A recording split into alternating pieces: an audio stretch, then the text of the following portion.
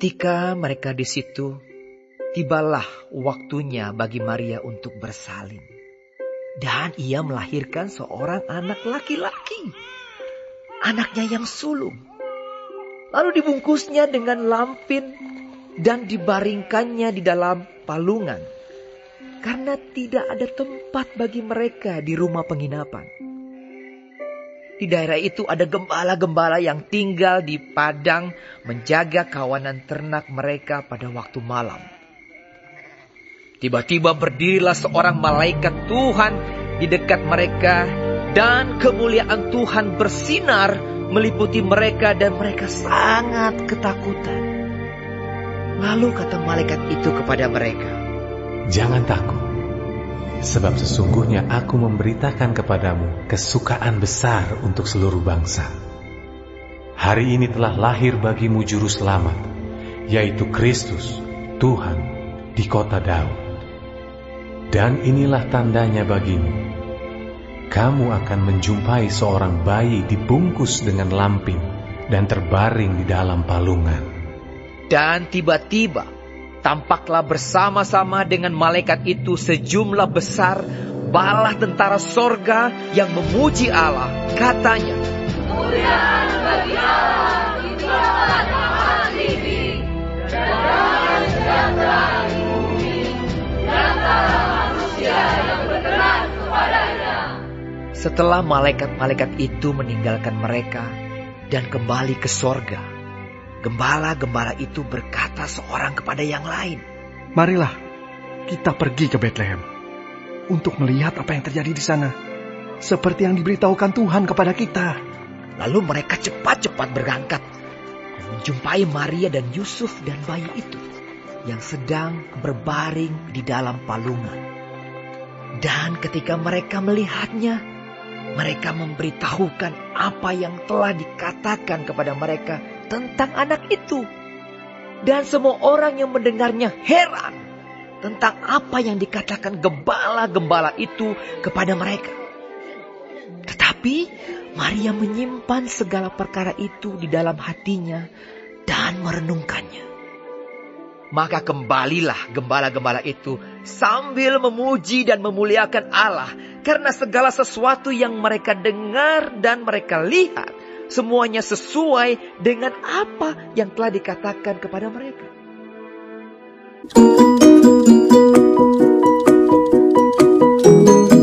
Halo adik-adik, selamat pagi. Selamat berjumpa kembali pada pagi hari ini di minggu pertama di bulan Desember. Sudah siap semua untuk kita belajar pada pagi hari ini di pelajaran 10. Tapi sebelumnya kita akan berdoa terlebih dahulu. Bapa di surga, Bapa yang baik yang kami kenal di dalam nama Yesus Kristus, segala puji, hormat, dan kemuliaan kami naikkan kepadamu. Karena kebaikan Tuhan selalu di dalam kehidupan kami, menyertai kami, mengasihi kami, menolong kami, dan membimbing kami. Kami mau bersyukur untuk keselamatan yang sudah Tuhan berikan kepada kami. Karena Engkau sudah lahir di dunia ini untuk menebus dosa-dosa kami, sehingga kami beroleh hidup yang kekal. Kami bersyukur Tuhan karena kami boleh kenal Engkau Tuhan Yesus. Kami mau mendengarkan firman-Mu, tolong kami, buka hati kami. Di dalam nama Yesus Kristus kami berdoa. Amin. Adik-adik, pelajaran 10 ini judulnya adalah peduli terhadap yang tak dipedulikan. Diambil dari Lukas 2 ayat 8 sampai 12. Kepedulian itu sama dengan artinya adalah memberikan perhatian kepada orang lain. Adik-adik, di dalam kehidupan kita secara sadar atau tidak sadar, secara resmi atau tidak resmi, seringkali di dalam masyarakat kita seringkali mengkotak-kotakan ya, menjadi kelompok-kelompok tertentu. Ada yang kelompok berdasarkan ras, kelompok berdasarkan agama, kelompok berdasarkan pekerjaan atau bidang pendidikan dan lain sebagainya. Pembagian-pembagian ini secara garis besarnya itu Kemudian kita bagi lagi menjadi dua, yaitu masyarakat yang terpandang dengan kelompok masyarakat yang tidak terpandang. Kalau kita melihat yang tidak terpandang, adik-adik lihat di halaman 41, di situ ada komunitas-komunitas yang tidak terpandang. Ada pedagang koran, ada anak jalanan. Nah, kenapa saya bahas ini? Adik-adik pernah dengar atau baca di Alkitab bahwa berita tentang keselamatan kelahiran Tuhan Yesus itu diberitakan oleh malaikat kepada mereka para gembala, termasuk golongan yang tidak terpandang, karena dia itu kebanyakan berasal dari orang-orang miskin, dan gembala itu kebanyakan orang-orang yang rata-rata miskin. Tetapi kita bisa melihat di sini kenapa kemudian Allah memilih para gembala untuk mendengarkan berita besar itu. Oleh karena itu Allah mengirim malaikatnya mengabarkan berita besar ini kepada para gembala. Luar biasa bukan? Allah memilih orang yang tidak terpandang di masyarakat untuk mendengar berita yang besar tentang kelahiran Tuhan Yesus. Adik-adik, di sini kita bisa melihat bahwa Allah itu adalah Allah yang luar biasa. Allah itu memperdulikan orang-orang yang kita mungkin kurang peduli, tetapi Allah mempedulikan orang-orang yang tidak dipedulikan. Adik-adik, sebentar kita akan mendengarkan dari Pastor Alex ya. Mari kita dengarkan sama-sama.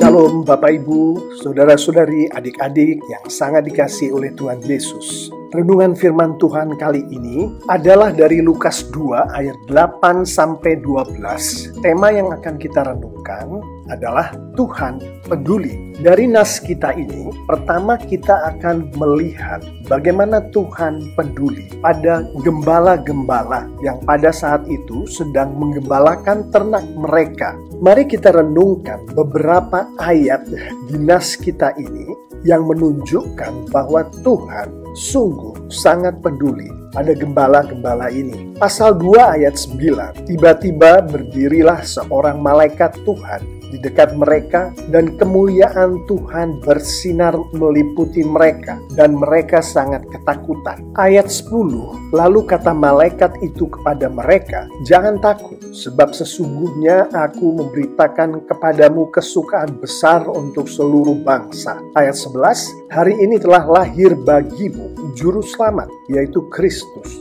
Tuhan di kota Daud. Kata mereka di ayat-ayat ini adalah gembala-gembala. Secara tersurat dan tersirat, kita melihat gembala-gembala ini mengalami kemuliaan Tuhan. Alkitab dengan jelas menunjukkan siapapun yang mengalami kemuliaan Tuhan, yang bersangkutan itu sedang mengalami berkat yang luar biasa yang datangnya dari Tuhan. Gembala-gembala ini juga menerima berita kesukaan besar. Dari konteks Alkitab pula kita mengetahui siapapun yang mengalami berita kesukaan besar yang datangnya dari Tuhan, yang bersangkutan ini sedang diberkati dengan luar biasa oleh Tuhan. Kita tahu bukan sembarang orang yang menerima berita dari Tuhan. Hanya orang-orang yang khusus yang menerima berita dari Tuhan. Dan orang-orang yang khusus ini sudah pasti disayangi oleh Tuhan. Dan mereka yang disayangi oleh Tuhan adalah mereka yang diberkati dengan luar biasa. Dari ayat 11 kita mengetahui gembala-gembala ini diberi juru selamat oleh Tuhan. Juru selamat ini adalah Kristus. Dan firman Tuhan dengan jelas menunjukkan bahwa Kristus adalah Tuhan sendiri. Apa yang dilakukan Tuhan terhadap gembala-gembala ini jelas-jelas adalah Tuhan sedang memberkati dan memberikan kasih karunia-Nya yang luar biasa kepada gembala-gembala. Kepedulian Tuhan pada gembala-gembala ini terlihat pula pada ayat-ayat berikut. Ayat 16, lalu mereka cepat-cepat berangkat dan menjumpai Maria dan Yusuf dan bayi itu yang sedang berbaring di dalam palungan. Ayat 17, dan ketika mereka melihatnya, mereka memberitahukan apa yang telah dikatakan kepada mereka tentang anak itu. ayat 18, dan semua orang yang mendengarnya heran tentang apa yang dikatakan gembala-gembala itu kepada mereka. Kita semua mengetahui bahwa diizinkan untuk bertemu dengan orang penting adalah suatu berkat. Dari ayat-ayat ini kita mengetahui bahwa gembala-gembala ini diajak di dalam tanda kutip oleh Tuhan sendiri melalui malaikatnya untuk bertemu dengan bayi yang adalah orang yang paling penting dalam sejarah umat manusia. Bayi ini adalah Yesus Kristus Tuhan. Jika bertemu dengan seorang pemimpin negara atau seorang raja adalah suatu berkat, maka bertemu dengan Tuhan sendiri, yaitu bayi yang berbaring di dalam palungan itu adalah suatu berkat dan kehormatan yang luar biasa yang Tuhan berikan pada gembala-gembala ini, yang menunjukkan Tuhan peduli pada mereka. Satu lagi kepedulian Tuhan pada gembala-gembala ini, dari konteks Alkitab kita mengetahui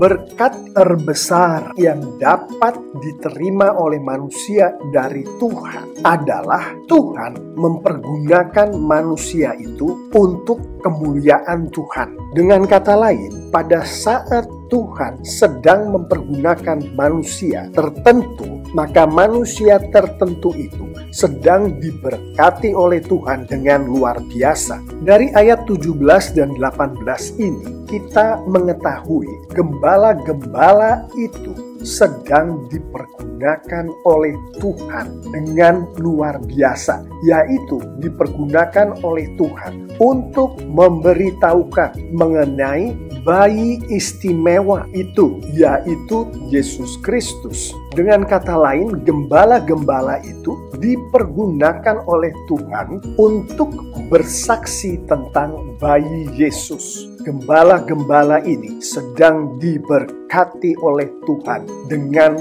luar biasa. Bapak, Ibu, saudara-saudari, adik-adik yang sangat dikasihi oleh Tuhan Yesus, pernahkah kita mengalami kemuliaan Tuhan? Pernahkah kita mengalami Tuhan sedang melakukan karya mujizatnya di dalam kehidupan kita? Pada saat Tuhan sedang melakukan mujizatnya, kemuliaan Tuhan sedang dinyatakan oleh Tuhan kepada kita yang mengalami mujizat termaksud. Contohnya adalah pada saat Tuhan menjawab doa dari umatnya. Contohnya pada saat kita berdoa memohon kepada Tuhan untuk kesembuhan dari penyakit yang dokter sendiri sudah tidak bisa menyembuhkan, dan Tuhan sembuhkan kita dari penyakit itu. Tuhan sedang melakukan karya mujizatnya di dalam kehidupan kita. Kita sedang mengalami kemuliaan Tuhan. Tahukah kita bahwa pada saat kita menerima Injil, pada saat kita menerima firman Tuhan yang kita baca dari Alkitab, itu artinya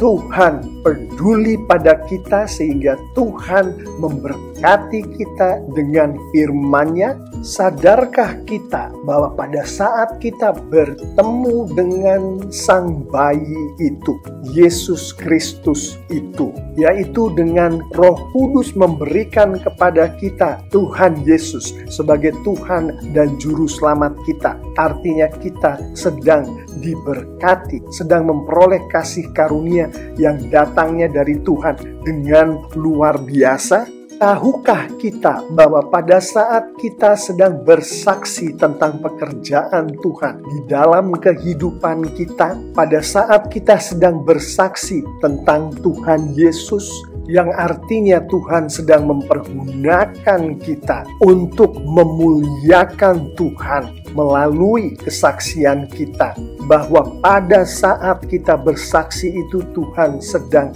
memberkati kita dengan luar biasa, karena Tuhan berkenan memakai kita, makhluk ciptaannya yang penuh dengan dosa ini, untuk kemuliaan Tuhan. Sadarkah kita akan hal-hal ini? Sadarkah kita bahwa Tuhan peduli pada kita sebagaimana Tuhan peduli pada gembala-gembala itu. Dari nas kita ini kita akan merenungkan juga bagaimana Tuhan peduli pada bangsa-bangsa. Di ayat 10 firman Tuhan berkata, saya bacakan lagi. Lalu kata malaikat itu kepada mereka, jangan takut, sebab sesungguhnya aku memberitakan kepadamu kesukaan besar untuk seluruh bangsa. Hari ini telah lahir bagimu juru selamat, yaitu Kristus, Tuhan di kota Daud. Seluruh bangsa di ayat-ayat ini adalah bangsa-bangsa yang ada di muka bumi, yaitu manusia yang diciptakan oleh Tuhan. Ayat-ayat ini menunjukkan kepada kita Tuhan memberikan juru selamat kepada seluruh bangsa, seluruh umat manusia. Ini adalah kasih karunia yang luar biasa, berkat yang luar biasa yang datangnya dari Tuhan kepada umat manusia sebagai bentuk kepedulian Tuhan pada bangsa-bangsa, bentuk cinta kasih Tuhan kepada bangsa-bangsa, kepada umat manusia. Juru selamat yang diberikan oleh Tuhan kepada bangsa-bangsa ini adalah Yesus Kristus, yaitu Tuhan sendiri. Ayat 10 dan 11 ini menunjukkan Tuhan peduli pada bangsa-bangsa, pada umat manusia. Saya akan menyimpulkan renungan kita kali ini dengan memberikan penekanan bahwa kepedulian Tuhan pada gembala-gembala itu dan kepedulian Tuhan pada bangsa-bangsa, pada umat manusia adalah dalam bentuk ayat yang ke-11 menjelaskan bentuk ini. Hari ini telah lahir bagimu juru selamat, yaitu Kristus, Tuhan di kota Daud. Dalam bentuk Tuhan mengaruniakan juru selamat kepada umat manusia. Juru selamat itu adalah Kristus, adalah Mesias yang adalah Tuhan sendiri.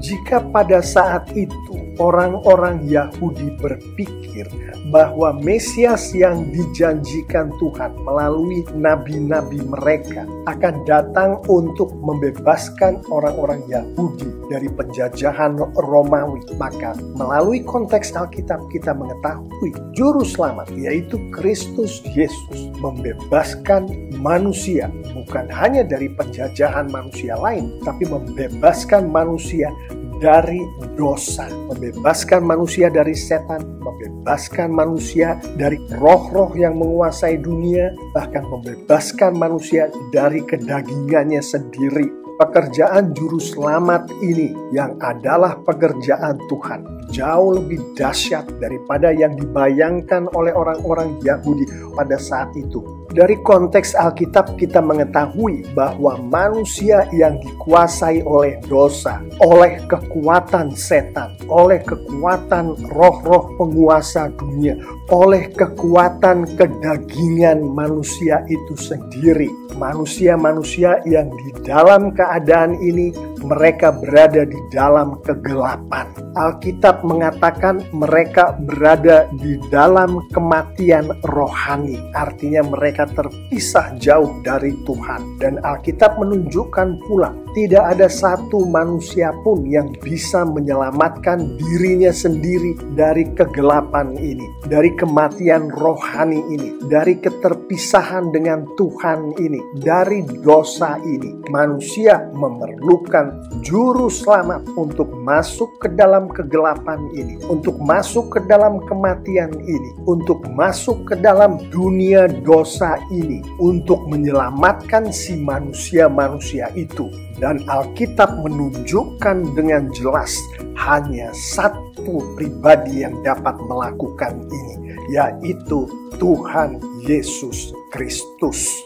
Begitu pedulinya Tuhan pada gembala-gembala dan bangsa-bangsa umat manusia ini, sehingga Dia berikan putranya yang tunggal, Tuhan kita Yesus Kristus, kepada kita semua, gembala-gembala, bangsa-bangsa, umat manusia. Saya akan menutup renungan kita ini dengan sedikit membicarakan mengenai pada saat si gembala-gembala itu didatangi oleh malaikat Tuhan dan malaikat Tuhan berbicara mengenai sang bayi itu. Bagaimanakah gembala-gembala ini bisa mengetahui dari sekian banyaknya bayi yang lahir di daerah di mana si gembala-gembala itu berada, bahwa sang bayi termaksudlah yang dimaksud oleh malaikat Tuhan ini? Ayat 12 menunjukkan, dan inilah tandanya bagimu, kamu akan menjumpai seorang bayi dibungkus dengan lampin dan terbaring di dalam palungan. Si gembala-gembala ini tahu bahwa bayi yang dimaksud oleh malaikat Tuhan itu adalah seorang bayi yang dibungkus dengan lampin dan terbaring di dalam palungan. Itulah sang bayi itu. Itulah sang Yesus Kristus itu. Pada masa itu, gembala-gembala menggembalakan ternak, menggembalakan kambing dan domba. Sebagian ternak yang digembalakan oleh para gembala itu ditujukan untuk dikorbankan di dalam upacara-upacara keagamaan orang Yahudi pada saat itu. Ternak atau kambing atau domba yang ditujukan untuk dikorbankan itu haruslah dalam keadaan sehat dan tidak cacat. Yang dilakukan oleh gembala-gembala ini agar ternaknya sehat dan tidak cacat sehingga layak untuk dikorbankan adalah antara lain ternak-ternak yang baru lahir ditaruhlah oleh si gembalanya di palungan supaya dia tidak terinjak-injak oleh ternak lain atau bahkan diganggu oleh binatang-binatang lain, dan supaya ternak yang baru lahir ini tidak bergerak-gerak sedemikian rupa sehingga kakinya atau kepalanya terantuk oleh barang keras, maka ternak-ternak yang baru lahir ini dibungkuslah oleh gembalanya dengan lampin. Dengan demikian, ternak yang baru lahir yang ditaruh di palungan dan dibungkus dengan lampin ini menjadi ternak yang sehat dan tidak cacat, yang layak untuk dikorbankan. Sang bayi yang adalah Yesus Kristus ini dibaringkan di dalam palungan dan dibungkus dengan kain, dibungkus dengan lampin. Dari konteks Alkitab kita mengetahui bayi ini nantinya, Sang Yesus Kristus itu nantinya akan menjadi korban yang sempurna, sehat dan tidak bercacat, tidak berdosa bagi Allah di kayu salib untuk menyelamatkan umat manusia. Hanya ada satu bayi yang dikatakan oleh malaikat Tuhan itu kepada gembala-gembala, yaitu bayi yang dibungkus dengan lampin dan terbaring di dalam palungan. Hanya ada satu juru selamat, yaitu sang bayi, yaitu sang Yesus Kristus yang mati di kayu salib untuk menebus dosa-dosa manusia, sehingga manusia boleh memperoleh kehidupan yang kekal bersama-sama dengan Tuhan. Demikianlah Tuhan peduli pada gembala-gembala itu, demikianlah Tuhan peduli pada bangsa-bangsa, demikianlah Tuhan peduli pada umat manusia, demikianlah Tuhan peduli pada kita semua, anak-anaknya. Bentuk kepedulian Tuhan adalah dalam memberikan juru selamat kepada kita, yaitu juru selamat yang mati disalibkan sebagai korban yang sempurna bagi Tuhan untuk menebus dosa kita semua. Saya akan mengakhiri renungan kita kali ini dengan beberapa penerapan ini. Sudahkah Yesus Kristus, sang bayi itu, menjadi juru selamat dan Tuhan bagi Anda? Jika jawaban Anda adalah belum, berdoalah dan memintalah Roh Kudus untuk memberikan kepada Anda Yesus Kristus sebagai Tuhan dan Juru Selamat.